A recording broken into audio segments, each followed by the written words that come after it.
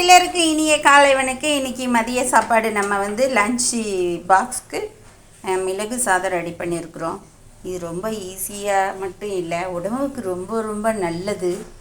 சீரகம் நம்ம வெயிட் லாஸுக்கு ரொம்ப உகந்தது. மிளகும் அதே மாதிரி தான்.